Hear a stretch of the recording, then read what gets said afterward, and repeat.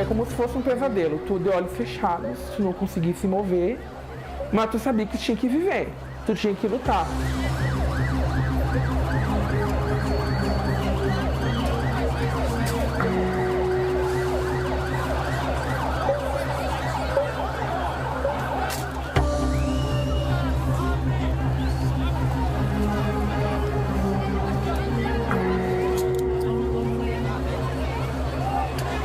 É errado um pai querer pedir justiça? Eu não acho errado um pai, uma mãe pedir justiça pela morte de um filho. É só isso que nós queremos, justiça.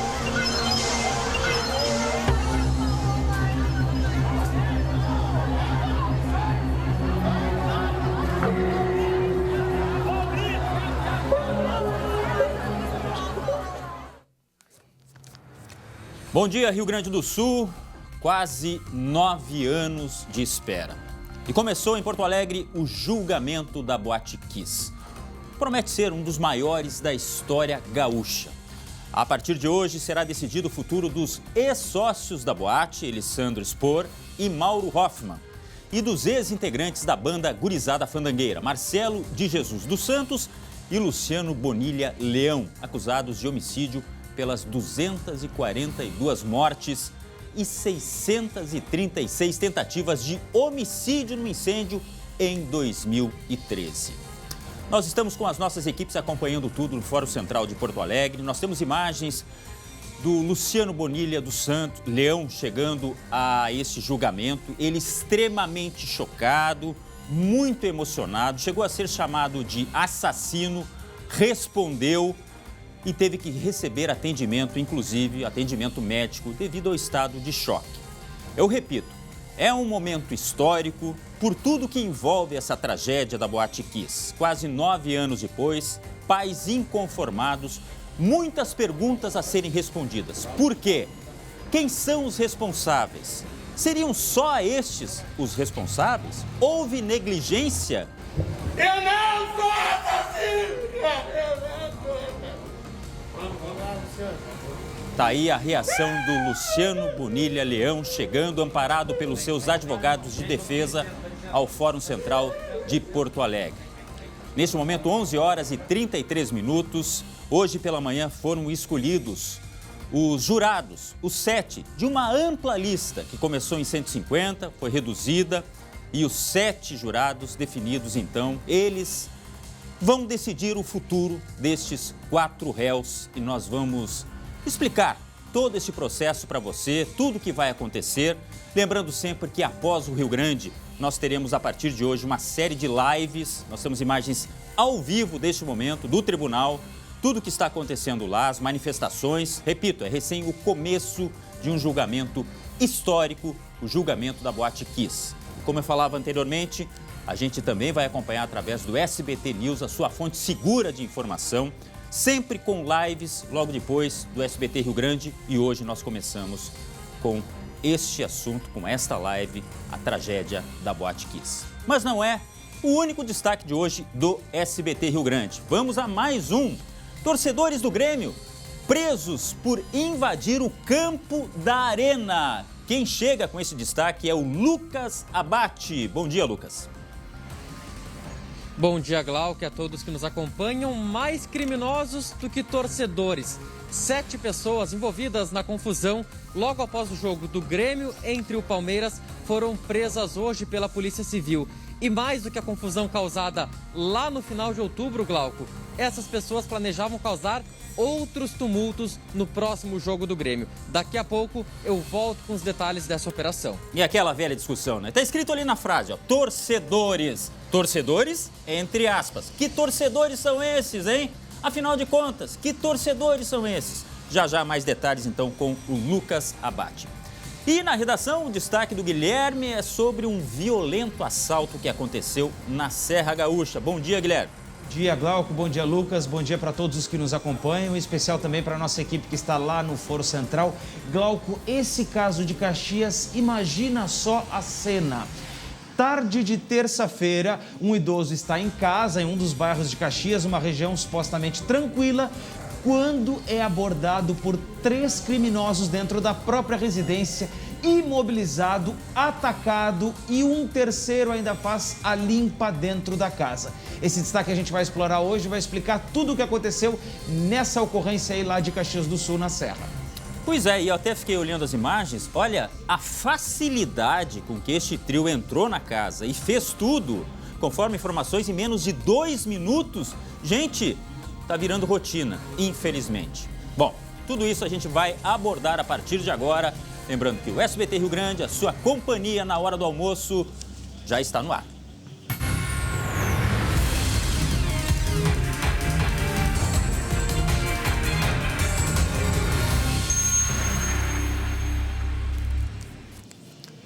Onze horas 37 minutos, como eu falei no início, é um dia muito especial, acompanhamos tudo o que acontece em relação ao julgamento da Boate Kiss e outros destaques que são notícia hoje no estado. Por exemplo, nós vamos conversar com o prefeito de Porto Alegre, Sebastião Melo. Na pauta, o avanço da vacinação. E Porto Alegre, será que vai flexibilizar alguns protocolos? Será que a prefeitura já cogita a liberação, por exemplo, do uso de máscaras em lugares abertos? E outra coisa, hein? As festas de fim de ano. Em Porto Alegre, teremos comemoração na virada de ano, tem previsão de carnaval. Só para lembrar, algumas capitais já suspenderam o carnaval, algumas suspenderam as comemorações da virada, né, do Réveillon, outras mantiveram, por exemplo, os fogos, mas retiraram aqueles shows costumeiros que acontecem, né? Cidades, principalmente de litoral, que tem aqueles grandes shows, aquelas grandes comemorações, mas que nesse momento significariam grandes aglomerações. E Porto Alegre, hein? Aliás, o prefeito Sebastião Melo já havia falado da possibilidade de tirar a obrigatoriedade de máscara em locais abertos. São Paulo caminha para isso, Rio de Janeiro discutiu muito isso. Só que agora nós temos a variante, inclusive a constatação de que o 3º caso positivo foi confirmado em São Paulo da nova variante Ômicron. Então, mais detalhes com o prefeito Sebastião Melo sobre o nosso futuro aqui na capital dos gaúchos. Mas, antes de seguir com mais notícias, vamos ver um rápido recado do André Har. Sentir-se tranquilo tem relação direta com a saúde. Já pensou nisso? Mas para que sua tranquilidade seja completa, é preciso saber com quem contar. O plano de saúde da IBCM é a melhor alternativa para você. Sabe por quê? Porque oferece diversas especialidades médicas, terapias, fisio e odontologia. Tudo isto sem coparticipação alguma e mais, com a certeza do valor que você vai pagar, já que também não muda de acordo com a idade. E para tudo ficar ainda melhor, o plano de saúde da IBCM não sofrerá qualquer reajuste de valor neste final de ano. Motivos para cuidar da sua saúde e da saúde da sua família, a IBCM tem de sobra. Ligue 0800 647 5511 ou chame no WhatsApp que está aparecendo aqui na tela. IBCM, o plano de saúde feito para o servidor público municipal e estadual. Grande abraço ao André. Semana que vem ele está de volta, viu? Tá dando aquela descansada, merece muito e ele já está voltando. Agora, gente, eu vou confessar. Meu dia começou pesado, começou ruim, aquela sensação de angústia e não é para menos, né? 1º de dezembro de 2021. Mas nós voltamos lá o dia 27 de janeiro de 2013. É impossível não ter na memória aquele dia, aquela tragédia, aquelas imagens que aconteceram na Boate Kiss, em Santa Maria, região central do Rio Grande do Sul. Uma cidade querida, que eu gosto muito, onde me formei, onde eu morei. Aliás, num local que fica muito próximo ao apartamento onde eu morava. Este local onde fica, ou ficava, a Boate Kiss, era um local que eu frequentava. Era um supermercado antes. Só que o destino escreveu que seria também o palco de uma tragédia, o incêndio da Boate Kiss. O julgamento está começando e nós estamos acompanhando, assim como jornalistas de todo o país, mais de 200 profissionais. E esse julgamento pode durar até 2 semanas, o que seria um dos maiores da história, pelo menos aqui do Rio Grande do Sul. E desde já, eu quero chamar minha colega, a Gabriela Lerina, que está lá no Fórum Central. Eu imagino que a movimentação, Gabi, é muito grande, há uma expectativa enorme. É o primeiro dia, ou seja, aquele processo ainda está sendo inicializado, as pessoas estão tomando conhecimento dos espaços físicos, de tudo que vai acontecer. E eu quero te perguntar, como foi amanhã aí no Fórum? Bom dia, Gabi. Oi, Glauco, bom dia para ti e a todos que estão nos acompanhando. Sim, uma manhã muito movimentada aqui no Fórum de Porto Alegre. Sabe que eu te ouvia, Glauco? E também muito de relembrar memórias, porque tu sabe que nós, eu e os guris, o cinegrafista Ernesto Eilert e o Julião, o saudoso Julião, nosso motorista que já é falecido, nós somos uma das primeiras equipes de emissoras de televisão do Rio Grande do Sul a chegar a Santa Maria neste dia 27 de janeiro de 2013. Nós chegamos quando estava recém amanhecendo, Glauco.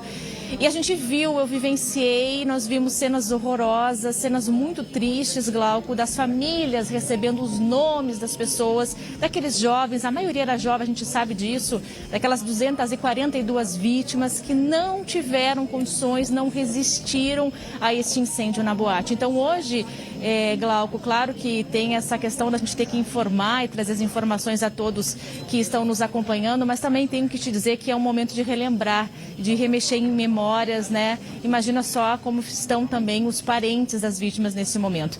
Vou contar para vocês então o que aconteceu pela manhã, aqui atrás de mim, ó. Tem seguranças na frente, mas lá atrás está acontecendo o salão do júri, né? Lá atrás está ocorrendo o julgamento. O que houve atrasou um pouco o início, né? Em função da chegada dos réus, alguns réus demoraram um pouco mais para chegar, talvez por questão do tempo também, estava chovendo forte nas primeiras horas da manhã de hoje, né, Glauco? E também até a chegada dos jurados, porque a gente lembra que foram 150 que foram sorteados, 65 jurados, pessoas que poderiam estar nessa formação do júri, tiveram que se apresentar hoje aqui no fórum, aguardaram ali dentro no auditório, aí depois na sequência teve o sorteio dos 25 e depois restaram os 7, então agora há pouco, não faz muito tempo não, que teve então essa formação do conselho de sentença. A gente não pode trazer a identidade desses jurados, mas eu digo o perfil desses jurados, viu? Desses 7 jurados, uma mulher apenas, o restante são homens e muitos jovens nessa formação desse jurado, desse conselho de sentença. Eles que vão decidir, então, o destino desses 4 réus. Deixa eu te fazer uma pergunta, Gabi. É que assim, era um grupo muito maior, começou com 150, né? Até chegar aos 7, foram desistências que aconteceram. Há a possibilidade, por exemplo, de alguém que foi relacionado dizer: eu não tenho condições de compor o tribunal do júri, eu não posso ser um dos jurados que vão definir o futuro desses 4 réus. É isso que aconteceu?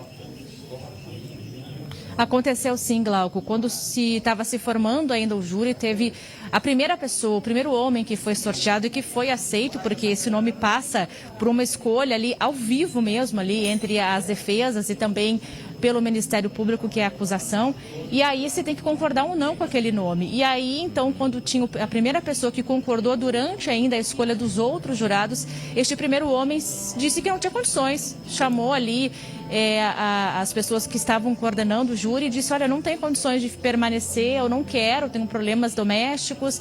Enfim, eu visualmente, eu percebi, eu estava junto ali nesse momento na sala, e eu vi que ele estava muito nervoso, mexia todo o tempo no celular, ele estava muito ansioso. Então, essa pessoa acabou desistindo, porque pensa bem, né, Glauco? É uma responsabilidade enorme fazer parte de um júri, seja qual for, ainda mais esse júri tão complexo que é do incêndio na Boate Kiss. Então, teve uma desistência que foi na sequência já outra pessoa, outro jurado acabou assumindo o lugar desta pessoa. Mas teve sim essa situação e a gente conseguiu perceber isso ali neste momento de formação do júri. Agora, Glauco, o que acontece é o seguinte, então, o Conselho de Jurados foi formado. Na sequência, o juiz, o doutor Orlando Facini Neto, abriu um espaço, cerca de 7 minutos, para ser mais exato, para que esses jurados, essas pessoas da comunidade, pudessem avisar os seus familiares, né, de que vão ter agora um compromisso que vai ser extenso, tende a ser um dos júris mais extensos, mais longos da história do Rio Grande do Sul.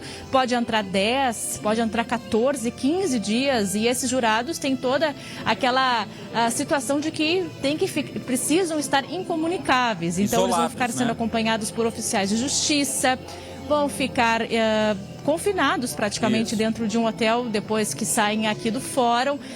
Até podem conversar com os familiares. Essa foi uma novidade trazida pelo juiz, que permitiu que eles possam conversar com seus familiares, mas diante de um oficial de justiça, e conversar qualquer assunto que não seja sobre questões do julgamento aqui da Kiss. E aí, quanto a isso, eles também não podem trocar informações entre si, não acessar celular e nem internet. Fala, Glauco. Não, só para contextualizar, quem está chegando com a gente agora, 11 horas 46 minutos, estamos falando diretamente do Fórum Central de Porto Alegre, onde começa o júri da Boate Kiss. Nós temos imagens neste momento, são imagens ao vivo, lembrando que a sessão está sendo transmitida ao vivo pelo tribunal, porque não teria mesmo condições de botar muita gente, né, nesse auditório. Foi uma estrutura construída agora, mas impossível acolher tantos familiares, tantos interessados. É uma transmissão ao vivo e que nós vamos esmiuçar na nossa programação, inclusive no SBT News. E algumas pessoas perguntam, o Guilherme, quero botar o Guilherme também nessa conversa, poxa, mas os réus, eles não chegam algemados?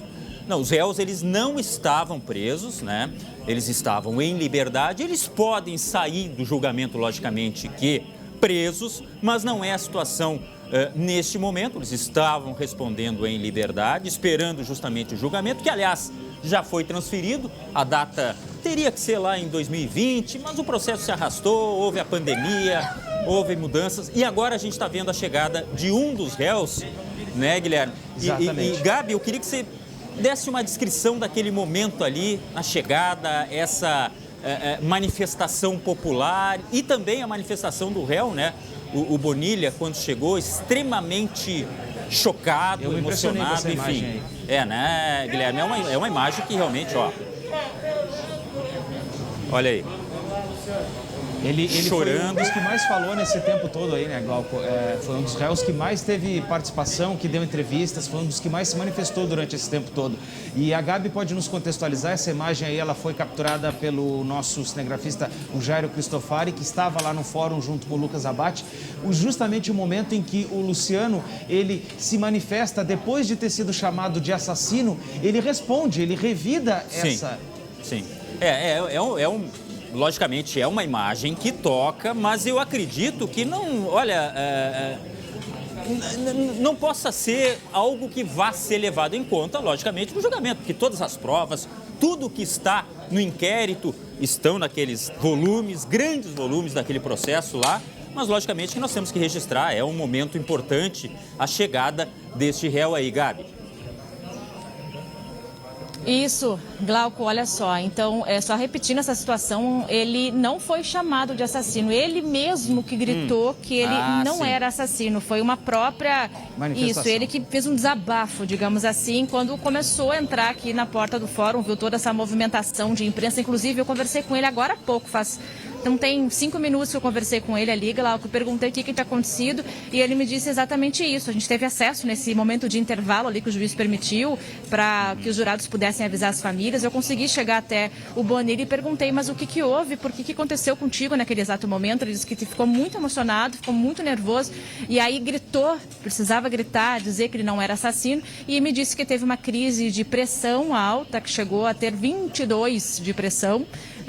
Não sou médica, não sei, mas eu sei que isso é um caso de pressão alta, um pico de pressão.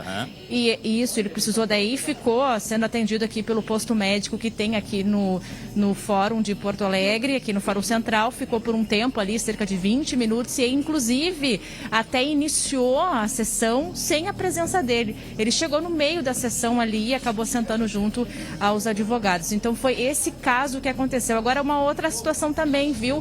A gente ouviu familiares que estavam aqui na frente pedindo por justiça. Vamos ouvir. Daqui a pouco a gente vai ouvir, Gabi, esses depoimentos. Vamos lá, essas são imagens ao vivo do tribunal, mas nós temos a possibilidade então de ouvir agora essa manifestação dos familiares que se mobilizaram. Logicamente, nem todos vão poder acompanhar. Vamos ver. Eles foram muito gananciosos, né? Eu sei que eles foram lá para se divertir, né? Mas não fazer o que eles fizeram, né? Então eu quero a justiça. Estou aqui por justiça. Nós sabemos, inclusive, né, Guilherme, Gabi, que muitos familiares lotaram o ônibus que vieram de Santa Maria. Alguns vão acompanhar, ou muitos, por telões. Santa Maria também está mobilizada. E lembrando que este julgamento foi trazido para Porto Alegre, foi desaforado, que é o termo, né, correto para se falar. Ele não está sendo realizado no local da tragédia, ou seja, Santa Maria, por uma decisão da Justiça, aliás, com a concordância do Ministério Público, porque havia um clima de muita consternação. Poderia contaminar, e este contaminar, entre aspas, logicamente, o julgamento, né, Gabi? Exatamente, Glauco. Inclusive, só a defesa do produtor musical, esse mesmo que teve essa crise de choro, de nervos, o Luciano Bonilha, foi a única defesa que não pediu para que o júri acontecesse aqui em Porto Alegre, o chamado desaforamento. Mas por uma questão judicial, então, se decidiu de que todos os réus teriam que ser julgados aqui, e é o que aconteceu. Inclusive, até em função da pandemia também, esse julgamento acabou sendo transferido para esse ano. Deixa eu trazer agora as informações do que acontece neste exato momento, Glauco. A Ingrid Oliveira, nossa colega, está lá dentro me passando as informações do que está acontecendo. Bom, então o que houve? Teve essa escolha então do júri, né, a formação dos jurados, e agora o juiz, durante toda a manhã, não sabemos qual intervalo, deve começar o intervalo daqui dentro de alguns minutos, porque ele já disse que vai retornar com a sessão a partir das 13 horas. Então está decidindo o que se chama de últimas diligências. E entre esses pedidos feitos pelas defesas, ele traz a seguinte informação aqui, ó. O juiz respondeu aos pedidos de nulidade feitos pela defesa do próprio Luciano Bonilha. Também falou sobre esse tempo de defesa, que diminuiu o tempo das defesas agora para 37 minutos, para que eles possam expor as suas alegações. O juiz disse que o tempo dos debates foi uma decisão do Superior Tribunal de Justiça e está seguindo, então, porque teve também essa discussão sobre o tempo dos debates, que foi reduzido, foi uma questão que foi decidida pelo STJ e assim, então, vai permanecer. Sobre o depoimento testemunha que vem por parte do Elisandro Spor, do Kiko Spor, o ex-sócio da boate, o depoimento do ex-prefeito lá de Santa Maria, César Schirmer. Ele deve ser o primeiro a ser ouvido, esse era um pedido da defesa. O juiz disse que não foi decidido se ele vai ser ouvido antes ou não, e que isso então vai ser discutido hoje à tarde. Outra questão sobre o Luciano Bonilha, produtor musical, ser o único réu sem testemunhas. Isso também é uma realidade. São 19 testemunhas que devem vir até o fórum para participar aqui do júri, e o único réu que não tem testemunhas é o próprio Luciano Bonilha. Ele diz que não dá para usar isso como princípio de defesa para incluir testemunhas fora do prazo, que o Código Penal estabelece prazos e número de 5 testemunhas por réu, então isso precisa ser mantido. E o último detalhe que foi decidido, está sendo conversado agora aqui pelo juiz, sobre a simulação do uso do artefato pirotécnico dentro do plenário, o juiz mantém a proibição. Isso foi uma discussão, foi um pedido da defesa do próprio Bonilha, para que a defesa pudesse fazer o manuseio dos artefatos aqui dentro, e aí isso já era proibido e continua então proibido. Permitido. Então é isso que está acontecendo agora, né, Glauco? São essas últimas decisões, chamadas últimas diligências, e aí a ideia do juiz Orlando Facini Neto, do doutor, é de que encerre daqui a pouco, então, essas últimas diligências, e a partir da 13h se inicia a ouvir os depoimentos, começando com os sobreviventes dessa tragédia horrível, né? Que levou 242 aí, ceifou 242 vidas. A Gabi trouxe muitas e muitas informações, só que o assunto é tão complexo, nós temos muito ainda para falar, Gabi. Eu te agradeço por enquanto, mas já nós voltamos e a qualquer momento pode chamar. Neste momento nós temos aí imagens ao vivo da transmissão feita pelo Tribunal de Justiça. São as considerações iniciais, diligências, enfim. E daqui a pouco, então, como falou a Gabi, a partir da 1h30 da tarde, começam a ser ouvidas testemunhas e nós vamos continuar acompanhando, e ainda aqui no Rio Grande, logo depois na live do SBT News, tudo sobre este começo do julgamento da Boate Kiss. Olha só, gente, como eu disse, é muito assunto, eu vou até tomar um pouco d'água, porque tem que cuidar da voz, você também tome bastante água. E o programa está recém começando com um monte de coisa. Por exemplo, 3 homens invadiram e roubaram uma casa em Caxias do Sul. Só que com detalhe, com muita violência, aliás, violência absurda. Guilherme Roquete, eu tô vendo nas imagens que eles entraram como se eles estivessem entrando em casa, tá? Tô chegando em casa, abri a porta da garagem, tô chegando como se fosse a minha residência. Só que olha o que acontece em seguida aí, Gui. Eles batem no proprietário. Me explica o que aconteceu, Guilherme. Glauco, entram, parece, sem nenhuma dificuldade. A gente está vendo aí essas imagens que também foram cedidas pela Rádio Caxias e a gente agradece. Eles entram sem nenhuma dificuldade nessa casa que fica, então, em um dos bairros lá de Caxias. 2 partem para cima desse idoso, o imobilizam, agridem, batem nesse homem. Enquanto isso, um terceiro faz uma verdadeira limpa na casa, Glauco. Ele rouba joias, rouba dinheiro, tudo que ele encontra de valor dentro dessa residência, ele rouba. Esse caso aí aconteceu na tarde de ontem, Glauco. Tô vendo ali 15h35, se eu não me engano, ali o horário. Não, e 3 jovens, né? Sim. Aparentemente 3 jovens. Poderiam estar muito bem, seu Guilherme, lá na labuta, na atividade diária, fazendo crescer esse país. Estudando também, né, Glauco? Pois é. Pois então, e aí o que eles estão fazendo aí? Estão ainda assaltando, entrando na casa e o que é pior, agredindo o idoso que estava nessa residência. Os bandidos, eles chegam, inclusive, depois a se assustar com uma patrulha da Brigada Militar, uma patrulha, aliás, de trânsito, não era da Brigada Militar, era uma patrulha de trânsito que estava circulando ali pelo local, saem correndo da casa, mas acabam levando um pouco das coisas que tinha dentro, né? Isso que eu já tinha comentado. Até o momento, a polícia ainda não identificou esse trio, mas segue investigando. A gente percebe o seguinte, ô Glauco, 3 então entraram na casa, 2 imobilizaram então esse idoso e partiram para agressão, e o terceiro foi vasculhar os cômodos ali em busca daquilo que ia levar. Mas a gente percebe que parece que tem um carro ali dando cobertura, acho que é um carro Exatamente. Que tá do outro lado tem da ali rua. um cara só esperando, né, Guilherme? Tem Isso, ali. então possivelmente tem um quarto comparsa Exatamente. ainda que ficou dentro desse carro para poder dar guarida, E olha o susto que toma ali, essa menina, dá pra dizer que é uma jovem, né, que tá passando pela calçada, porque a gente não tem o áudio aqui, mas eles deviam estar fazendo poucas e boas, ameaçando, né, gritando com esse senhor aí que acabou apanhando, infelizmente. E aí, logo em seguida, aqui dá pra ver na imagem, ó, a patrulha de trânsito, conforme falou Guilherme Roquete, chega, ele no começo demora até entender o que a pessoa da casa estava falando, pode ser a esposa do agredido, né? Olha, vieram aqui em casa, agora assaltaram, bateram no meu pai ou no meu esposo, sei lá. E aí ele demorou um pouco para entender e chamou reforço e aí saíram atrás, mas não deu para pegar pelo jeito.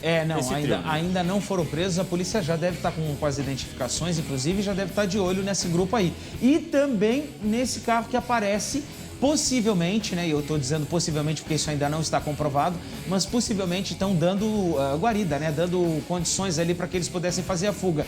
Porque enquanto eles vêm vindo, Glauco, a gente pode perceber na imagem que o carro está manobrando. E aquele ali ó, que saiu de mochila, ele entra atrás, olha só.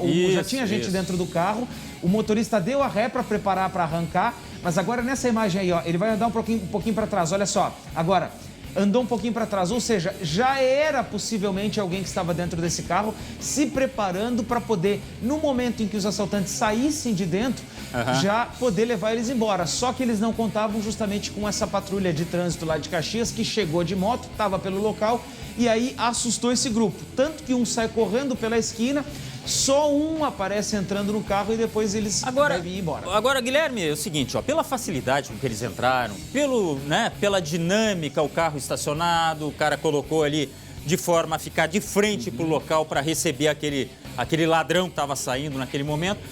Isso aí eles observaram. Claro. Eles vigiaram, monitoraram a casa, eles sabiam muito provavelmente, olha, esse proprietário aqui, ele não tranca o portão, esse portão fica aberto. E aí talvez não soubessem o que roubar, mas eles sabiam que iam ter acesso a este local para fazer este roubo. E outra coisa, Guilherme, o cercamento eletrônico, monitoramento, câmeras como essa, Caxias é uma das maiores cidades do estado, é um dos maiores polos do estado. Tem como saber exatamente qual foi o percurso que esse carro, por exemplo, fez, né? Com certeza. Então, eu acho que é uma questão de tempo. Sinto muito dizer isso aí, não posso concordar que não, tá difícil de pegar esse trio aí. Porque é só que faltar, você tá dentro de casa, dentro da sua garagem, mas aí vai vir aquele Glauco dizer o seguinte, por que não chaveou a porta? Meu amigo... Às vezes nem deu tempo, né, Glauco? Nós vamos botar a culpa mais uma vez na vítima.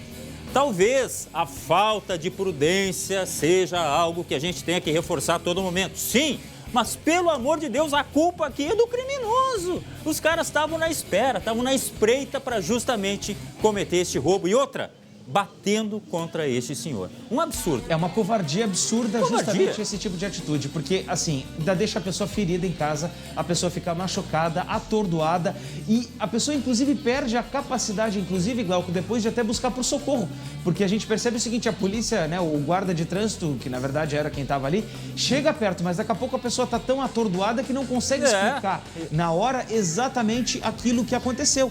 Olha ali, sai uma moça ali, ó, o próprio idoso que foi agredido ali, aparece tentando se explicar ali pro guarda de trânsito. Olha aqui, ó, são daquelas imagens assim que a gente busca entender, poxa, o que eu tenho que fazer para ter mais segurança? 12:01, neste momento, recapitulando, você tá vendo aí, ó, imagens de um trio que entrou numa residência em Caxias do Sul, Serra Gaúcha, mais uma vez sendo assunto aqui, infelizmente, em relação à violência. E esse trio entrou como quis nessa casa, pela garagem, né? Abriu o portão ali, que não devia estar chaveado, pela facilidade com que eles entraram. Já tinha carro esperando, como dá para ver aqui, porque tinha alguém na direção esperando justamente que um dos ladrões saia e entre lá no banco de trás. O outro saiu pela frente, o outro saiu pelo lado. Mas, olha só, é mais um caso daqueles que a gente diz. Pelo amor de Deus, é a plena luz do dia.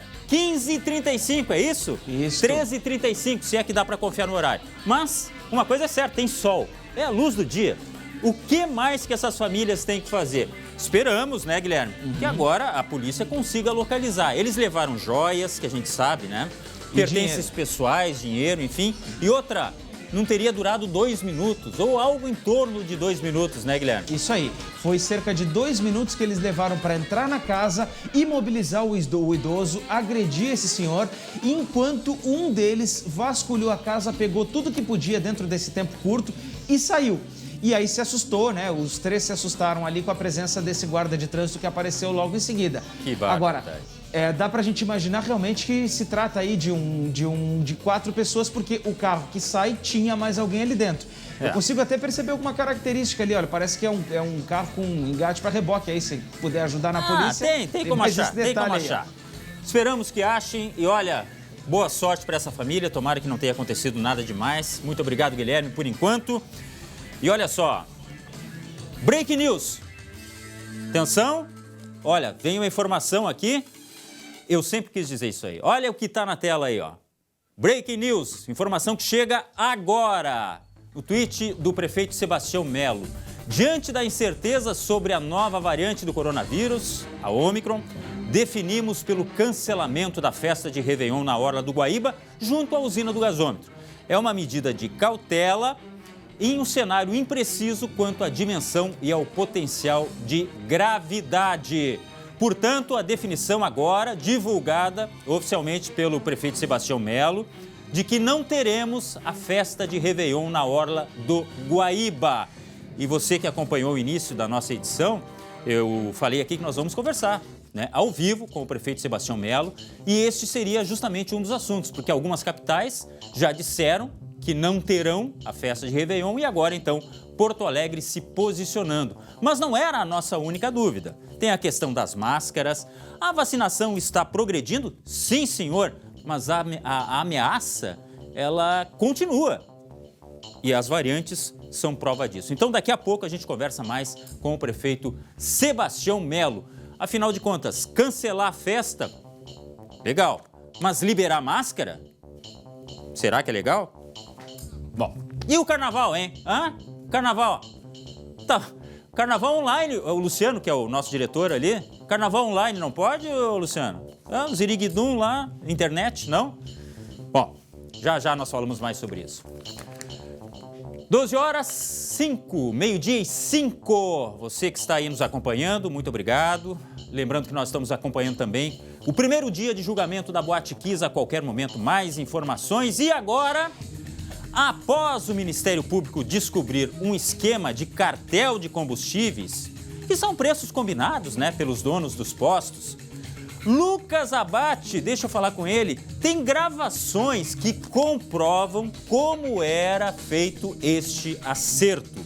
Como estes empresários do mal Deixa eu chamar esses empresários de do mal, porque, convenhamos, quem paga R$ 7,19 pelo litro de combustível, pagar ainda por uma margem de lucro irregular, é covardia, seus empresários, pelo amor de Deus. Lucas, bom dia, agora boa tarde, né? O que mostram essas conversas? Boa tarde, Glauco. Explica o porquê de Porto Alegre ter o preço quase que tabelado em vários postos, 7,19, 7,16, não foge muito dessa margem. Justamente por conta dessa investigação do Ministério Público que apontou um esquema de cartel e até mesmo gente que não era ligada ao grupo, mas era pressionada também. E ontem o Ministério Público realizou essa operação para buscar mais provas e uma dessas provas é justamente o áudio que a gente ouve agora. Ô meu, vamos pra 5,7 na hora agora, fica pegando. Calma, por mim, tranquilo. Vamos ver, vamos, tranquilo, vambora? Eu te mando a foto aí antes, né, que eu tô indo um pouquinho, eu vou trocar lá. Tá, me manda que aí eu já faço aqui, tiro as fotos e já mando ali pra dizer mais. Tá, beleza.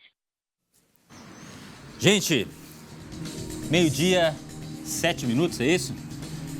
Eu estou acompanhando aqui. Quantas conversas de WhatsApp? Quantas conversas você tem aí no grupo de WhatsApp? Se tem alguma coisa comprometedora, eu não tenho. Bom, não devo nada a ninguém também, mas comprometedora em outros aspectos, assim. De repente a gente fala mal de alguma coisa. Eu não tenho. Aliás, eu nem converso isso pelo WhatsApp. Ô Lucas, segura um pouquinho que eu quero dizer o seguinte, ó. Esses empresários, eles não só aumentavam, como eles combinavam pela rede social, que é monitorada. Ou você acha que tudo que se bota ali no WhatsApp não tem monitoramento? Passa desapercebido. Aliás, faça um teste. Procure alguma coisa, um produto, ou até comente com alguém sobre um produto. Se ele não vai aparecer depois na sua timeline, no seu celular ali, seja roupa, seja produto, seja serviço, enfim, vai aparecer. E esses criminosos, são suspeitos. Desculpa, não são criminosos, são suspeitos. Mas estes empresários do mal, eles combinavam pela rede social. Lucas, deixa eu chamar eu quero ouvir de novo esse pedaço que foi rodado agora, porque é o seguinte, perceba em casa a cara de pau dessa combinação por rede social, por WhatsApp, por aplicativo. Bota de novo, por favor.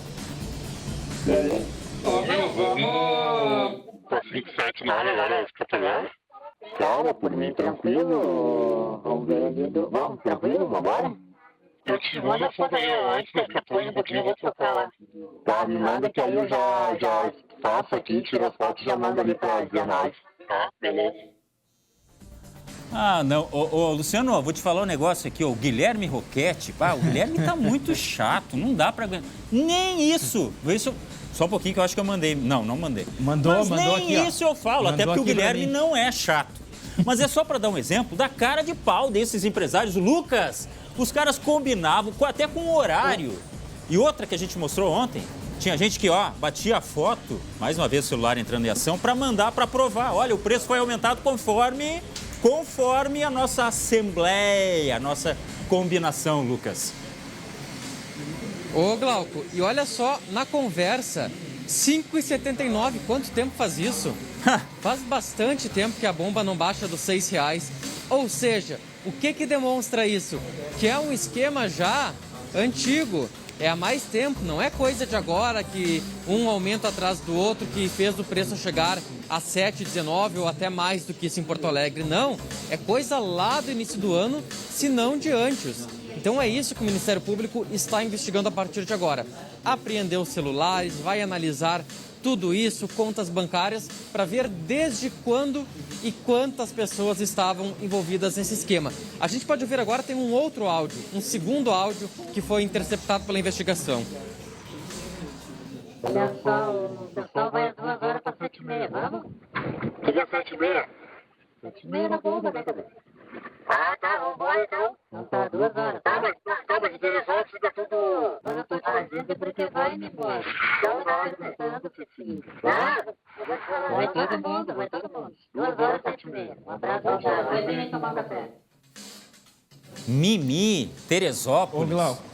Teresópolis é o bairro, né? Logicamente, Zona Sul de Porto Alegre, 12h10, agora 12h11. Você está ouvindo aí áudios que a operação de combate aos cartéis dos combustíveis em Porto Alegre, essa pelo menos é a suspeita, foram áudios divulgados justamente por essa operação para tentar justificar por que o nosso combustível aqui na capital gaúcha é mais caro que os outros, inclusive aqui do nosso vizinho, da nossa cidade vizinha aqui, na região metropolitana, aqui na subida da Serra, aqui na Zona Sul. Ô, Guilherme, eu estava tentando me lembrar dos 5,79 que o Lucas falou agora. Eu não me lembro, Glauco. Eu estou puxando pela... Tudo bem que eu sou esquecido, mas 5,79... É a idade, né? Faz muito tempo. Olha, Glauco, eu vou te dizer uma coisa. Sabe como é que eu me sinto ouvindo esses áudios? Eu me sinto um trouxa, porque eu continuo indo abastecer o meu carro, porque eu não tenho outra opção. Então, isso é rir da cara do cidadão, é debochar da cara do cidadão. Você que está em casa nos assistindo agora, é a mesma coisa. Você também foi ludibriado por esse tipo de comportamento dessas pessoas que, segundo o Ministério Público, estariam, então, cometendo esse tipo de crime. Pois é, isso sem falar que 11 eram os principais alvos no começo dessa operação. Ninguém foi preso, pelo menos por enquanto, mas pode ter muito mais gente. Lucas. E quem é que vai restituir esse consumidor depois, Glauco? Impossível. Nós que pagamos, que abastecemos dessa forma, olha, sinto muito, é dinheiro perdido já. Não tem como correr atrás, mesmo que se prove, é muito difícil correr atrás. E até um detalhe nesse áudio, Glauco, que a gente ouviu, o segundo áudio, eles falam do Teresópolis, o Guilherme Roquette certamente vai saber isso melhor do que eu, mas eu tenho impressão, até pelas reportagens, pelas vezes que a gente vai na Zona Sul, no bairro Teresópolis, ali na Avenida Teresópolis, aquele eixo da perimetral, eu tenho impressão que os postos cobram menos naquela região. Então, de repente, até isso que eles estão se referindo. É um local que cobra a menos, então, a gente vai subir, mas lá no Teresópolis vão subir também? Imagino que seja isso que eles conversam naquele áudio interceptado. Que absurdo. É um absurdo. Muito obrigado, Lucas, por enquanto. Mas, olha, eu vou te dizer o seguinte, é para todo mundo ficar irritado e muito mais o Lucas, porque, afinal de contas, ele comprou carro novo agora, um carro que gasta barbaridade, ele costuma passear na Padre Chagas. Eu imagino que o Lucas deve estar, olha, ainda mais brabo que nós. Eu não quis nem perguntar, não vou cutucar mais. 12h, 13 minutos. Vamos lá, porque tem muita coisa ainda. A gente vai até 1h05 da tarde, com muita informação. Por exemplo, um caminhão carregado de cigarros made in Paraguai, claro, foi pego pela polícia. A carga era avaliada em mais de R$400 mil. Veja no Giro de Notícias.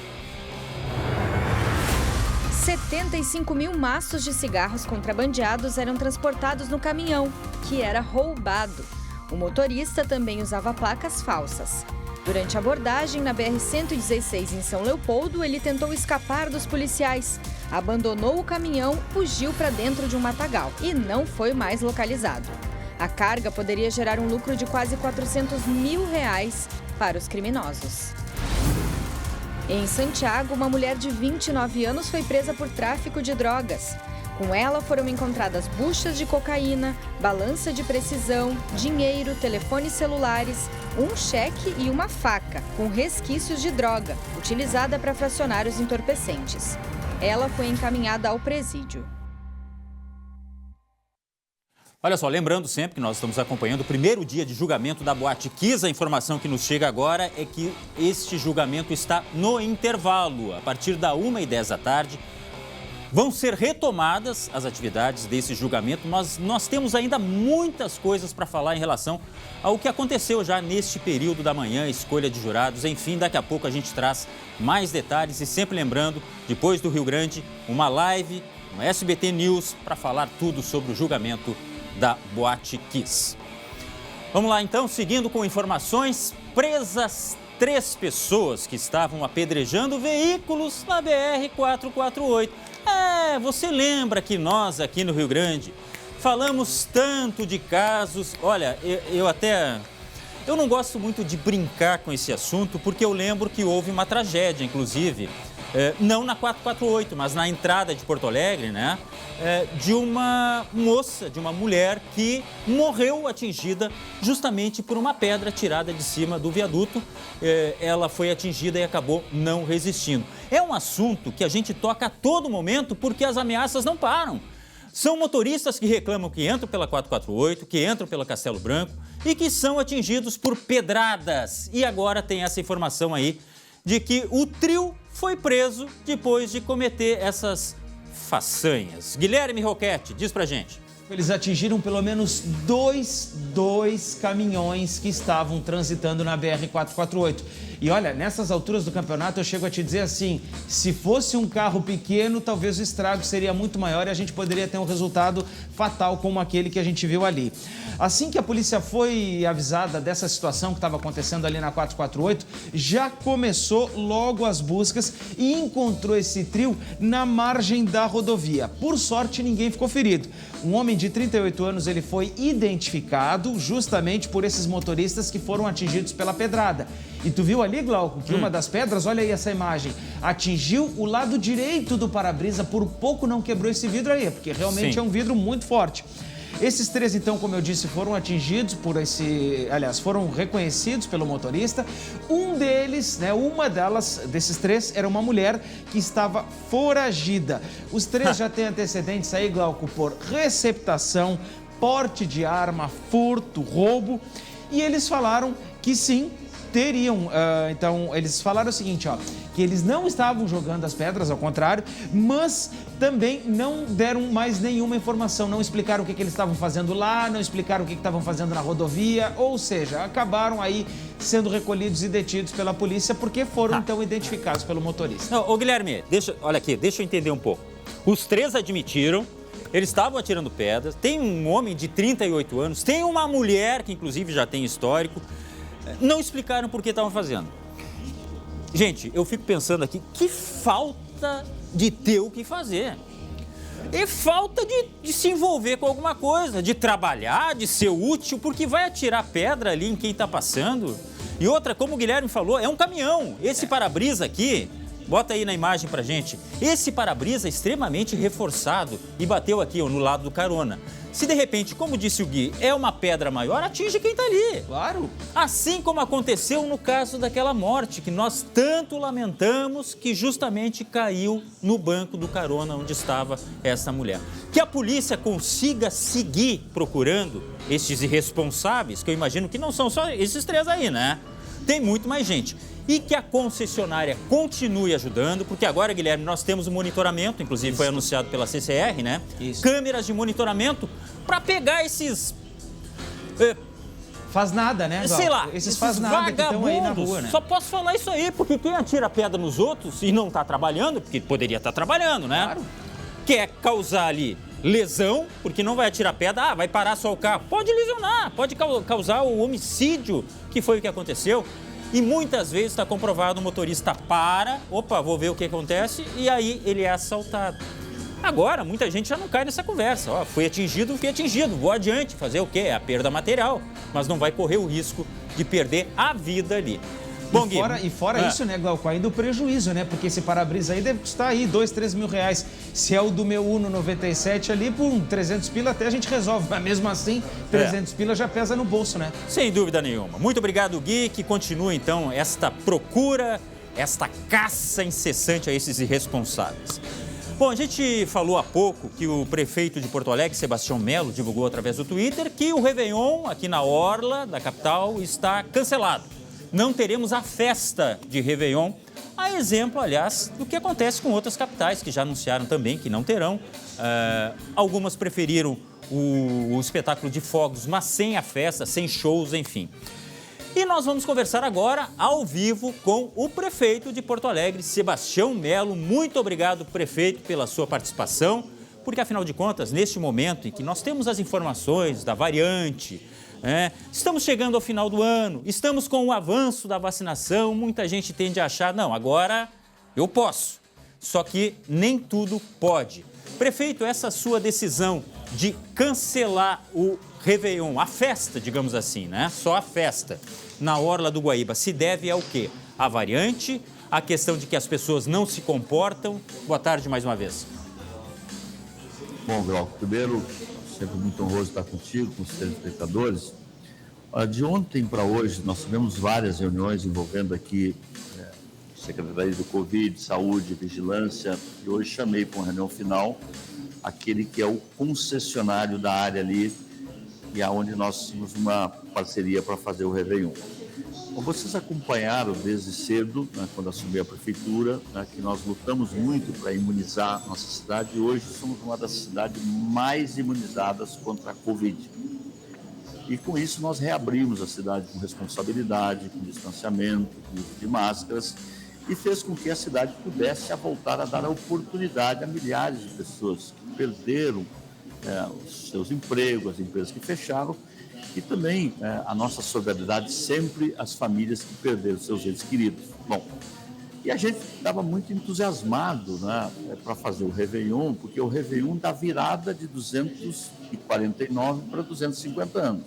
Então nós nos preparamos para isso. Bom, mas em função dessa nova variante, que há uma incerteza enorme, então nós todos somos alunos nesse processo, tem alguém que acha que é professor, mas não é. Tá? Sim. Então, em função da incerteza, não é? Da variante que se espalhou rapidamente pela Europa, e aqui no Brasil já tem 2 casos, então eu achei que era cauteloso nós tomarmos essa decisão. E nós não podemos tomar daqui a 10 dias, porque isso envolve contratos. Sim, uma preparação, né?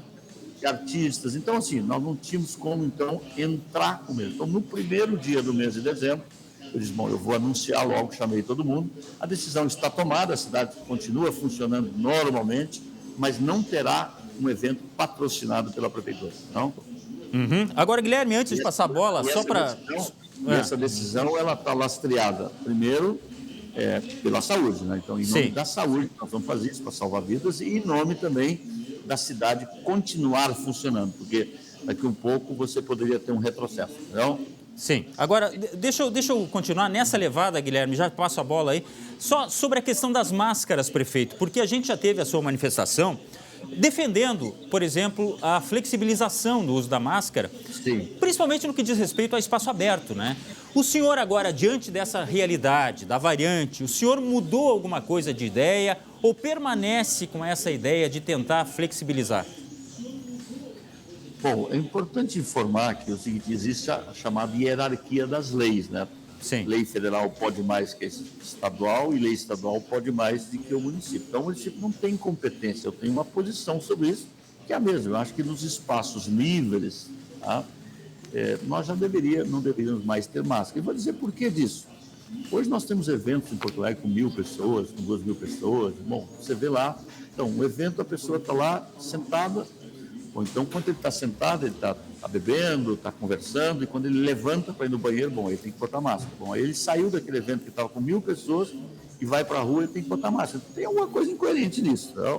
Então, a minha posição sempre foi com muita responsabilidade e não, quer dizer, facultar, né? Dizer, olha, quem quer continuar usando máscara, que continue. Agora, aquele que se sente seguro de não usar, até porque hoje vocês andam para a cidade tanto quanto eu. Uma boa parte da cidade já não usa mais máscara na cidade. Aliás, muitos não usaram desde o início. Mas a prefeitura se movimenta para tentar isso ou ela só espera? Eu conversei com o governador sobre isso no momento. Ele disse, olha, eu vou me reportar à lei federal, o que ele fez. Então, esta matéria, ela está desse modo. Quer dizer, existe um decreto estadual e do qual a prefeitura não vai se movimentar. Por quê? Porque eu não vou fazer um decreto para simplesmente parar na justiça. Eu tenho uma posição sobre isso e acho que é uma construção. Vários estados têm feito e o Rio Grande do Sul ainda não fez. Né? Então, é uma decisão que cabe ao governador. Não? Tá certo. Guilherme. Prefeito, satisfação em conversar com o senhor mais uma vez. Com relação à próxima festa que teria, então, após o Réveillon. Eu digo teria porque, né, vou deixar na condicional para o senhor nos responder. O Carnaval, qual é a sua decisão a respeito? Nós devemos ter liberação de blocos, desfiles ou isso ainda está em análise? Não, vamos por partes. Né? Nós tomamos a decisão sobre o Réveillon e não tomamos a decisão ainda sobre o Carnaval, porque o Carnaval ainda é lá para o mês de final de fevereiro, março, é isso? Isso. Então, acho que teremos aqui os próximos 15, 20 dias, que é um prazo, né, no limite no final do ano, para ver como se comporta a questão da nova variante. Bom, e diante dos dados científicos, nós também vamos tomar uma decisão. O certo é que esse governo ouve muito, mas ele não vacila em tomar decisões. Nós vamos tomar uma decisão, se vai ter o carnaval ou não, mas isso não está na pauta nesse momento. Não. O senhor acha que isso tem uma data limite, que o senhor vai ter que resolver em quê? 1 semana, 2 semanas, ou não passa por uma data? Eu não quero estabelecer uma data, até porque é preciso ter um pouco de clareza sobre essa questão da nova variante. Eu acho que o mundo científico tem que dar mais segurança para nós sobre ela. Quer dizer, nós estamos com uma cidade imunizada. Quer dizer, esta variante, ela numa cidade que está imunizada, qual é a interferência dela? Então, eu não tenho como avançar nessa discussão, porque os cientistas têm que nos balizar nisso. E a nossa decisão vai ser muito em cima disso. Quer dizer, se ela traz risco para a população, uma variante forte, né, é evidente que não podemos fazer o carnaval. Agora, não está claro isso para nós hoje. Não tem que esperar isso para ela, não? Certo. Só para, em termos, o senhor falou há pouco, Porto Alegre realmente sempre se destacou na vacinação. Nós estamos em quanto, em porcentagem? E o senhor vê problemas ainda em pessoas que relutam ou que esqueceram e que não tomaram a vacina, e o que fazer nesse sentido? Sim. Bom, eu quero aproveitar mais uma vez, né, o alcance, né, que vocês têm, né, do SBT, e convidar as pessoas que têm ainda 1%, 0,1%, que não tomou a primeira dose. E tem ainda em torno de 8%, 9% ainda que não está ainda completo. Então tem que olhar lá, né, se está na fase da segunda dose. Há vacinas também de reforço, nós temos hoje 253 mil já com a terceira dose. Então eu quero convidar mais uma vez, nós desde o primeiro dia da vacina, vocês acompanharam, aconteceu nas policlínicas, nós não paramos de vacinar nenhum dia, seja feriado, seja domingo, seja sábado. O rolê da vacina foi um sucesso, entramos lá na Vila Popular, botamos o alto-falante, convidando as pessoas para vir vacinar, botamos nas escolas de samba. Então, nosso governo sempre foi muito responsável, porque a vacina não é uma questão pessoal, a vacina é uma questão coletiva e para o bom funcionamento, para salvar vidas e também salvar a cidade do ponto de vista da sua economia. Não? Prefeito, deixa eu lhe perguntar uma coisa. Já foi aprovado agora, passou, né, a questão dos cobradores de ônibus, né, da não necessidade mais, da obrigatoriedade, é um processo, na verdade, inclusive porque eles vão passar por qualificação para ter novas alternativas no mercado, mas tudo isso é feito em cima de uma atitude que o senhor promete de diminuir valores, por exemplo, de passagem, né? Ou para tentar viabilizar, na verdade, o transporte coletivo de Porto Alegre. É possível se pensar em redução de valores de passagem ou não? Glauco, o sistema de ônibus do Brasil faliu antes da pandemia e escancarou na pandemia. Nós estamos indo a Brasília, mais de 300 prefeitos na quarta-feira vindoura. Nós vamos acampar... Quarta-feira que vem agora, então? Vamos acampar no Congresso Nacional, no Palácio do Planalto, para criar o SUS do sistema de ônibus, porque hoje nós temos 30% de isenções, perdemos milhares de passageiros por 1000 razões, o teletrabalho veio para ficar, a telemedicina veio para ficar, as economias locais têm o seu arranjo local, a mãe e a avó que pagava a conta do banco não paga mais, porque o neto paga, então nós não teremos mais a quantidade de passageiros. O sistema, quem está dentro quer sair e quem está fora não quer entrar, porque é ruim, ônibus velhos, horários que muitas vezes não são cumpridos, então esse sistema faliu. Então nós tínhamos uma decisão a tomar e tomamos. A curto prazo foi retirar gradativamente os cobradores, porque eles representam 70 centavos na passagem. Eles merecem o nosso apoio, o nosso carinho, e nós não estamos tirando o trabalho deles. Tem 4 anos pela frente, 4 anos, que nós vamos. Quando aposentar um motorista, nós vamos qualificá-lo para que este cobrador seja motorista. Quando aposentar um mecânico, nós vamos dar curso de mecânico para que ele possa ser mecânico. Ou uma outra atividade. E quando aposentar, bom, aí as empresas não vão mais contratar. Então tem um escalonamento para não criar um caos social na cidade. A gente podia ter feito, olha, tira os cobradores a partir do dia 1º de janeiro. Não é isso, é 4 anos gradativamente. Sim. A segunda questão é desestatizar a Carris, que é uma empresa que hoje tem um custo de 6,5 milhões batidinho. Todo final de mês eu tenho que botar numa empresa que custa 12,5 milhões e ela fatura 6 milhões de reais. Não dá para continuar assim. Ela eleva o valor da passagem.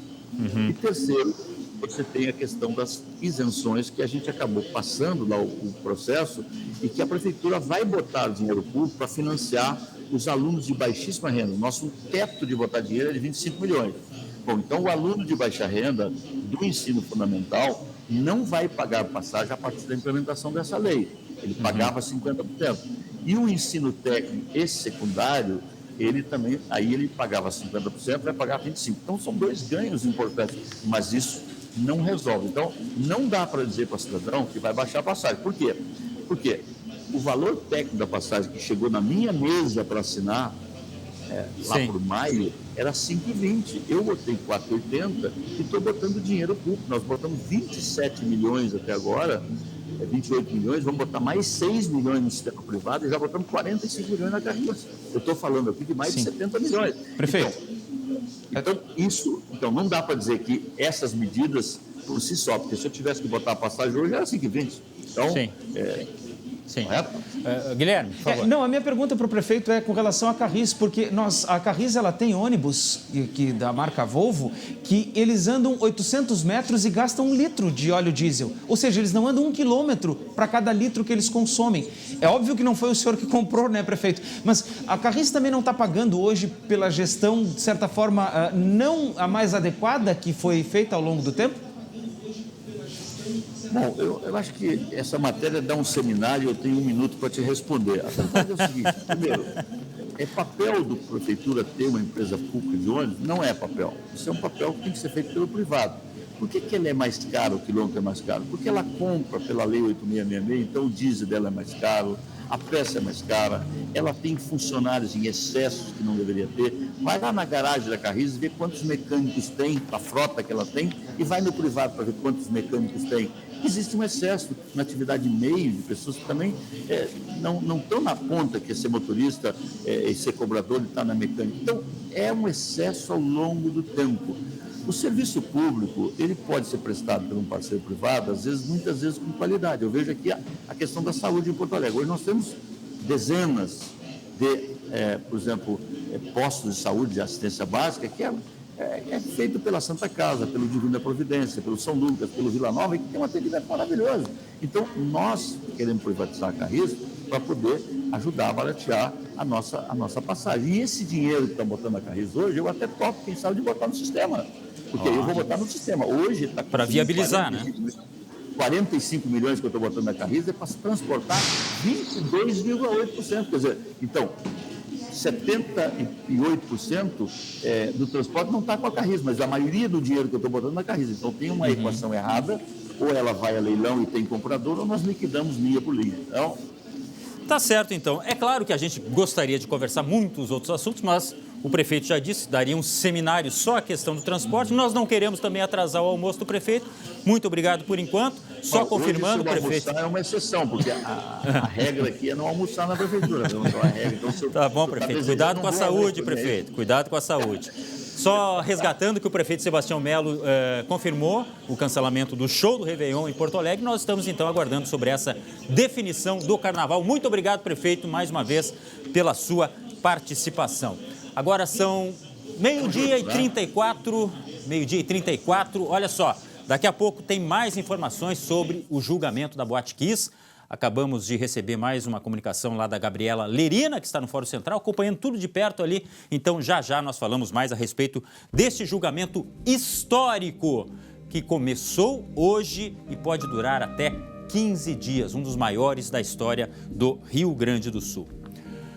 Bom, enquanto isso, vamos falar de torcedores. Torcedores?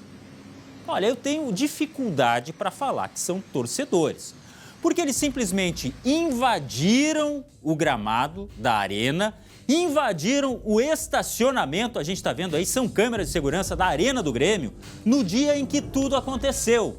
Só que, se eles pensavam que iriam sair dessa, sem problema algum, a Polícia Civil se manifestou, falou em coletiva agora há pouco, e o Lucas Abate acompanhou e nos traz os detalhes. Olha a confusão, isso tudo, gente, é no estacionamento ou numa parte do estacionamento da Arena do Grêmio. Lembra daquele jogo do Grêmio contra o Palmeiras? Estes carros aí, inclusive junto ao juizado lá, a polícia que fica ali na arena, tem uma sede da polícia ali, houve confusão, as pessoas atirando coisas. estragaram carros de gente que estava estacionada ali, e não necessariamente do Grêmio. Carros que estavam estacionados de torcedores, enfim, porque aquela é uma área de livre acesso para quem tem direito naquele local ali. E estes torcedores, ou pelo menos alguns deles, foram identificados. Lucas Abate vem com as informações. Lucas. 7 deles, Glauco, 7 desses criminosos vestidos de torcedores foram identificados e presos temporariamente hoje pela manhã pela Polícia Civil. Além de Porto Alegre, Canoas, Santa Maria, Bagé, mandados foram cumpridos em outras cidades do Rio Grande do Sul. Esse jogo, Glauco, todo mundo vai lembrar, é aquele jogo do Grêmio contra o Palmeiras que teve uma confusão primeiro dentro de campo. Os torcedores que ficam naquela parte norte do estádio invadiram o gramado, quebraram a cabine do VAR e depois seguiram para o estacionamento, onde quebraram uma viatura da Polícia Civil. Dá para ver nas imagens até, em um momento, um torcedor, ele vai com um objeto e quebra o vidro da viatura. Aquele objeto é um monopé, foi roubado de um fotógrafo que estava trabalhando lá na arena, teve seu equipamento tirado por esses torcedores que usaram esse objeto para quebrar a viatura. Jogaram isopor, tudo que tinha pela frente eles usaram para depredar os veículos. Imaginaram que não ia dar em nada, mas deu, Glauco. 7 presos e um deles, olha, vou te contar, Glauco. Lembra daquela confusão lá na BR-386, em Montenegro? Depois de um jogo, em 2019, uma pancadaria, um torcedor que foi agredido brutalmente no chão. Sim. Uma confusão que envolvia 2 torcidas do Grêmio. Ou seja, torcedor do Grêmio batendo em torcedor do mesmo time. Um deles estava nessa confusão, que a gente tem as imagens agora na tela. Um deles estava nessa confusão.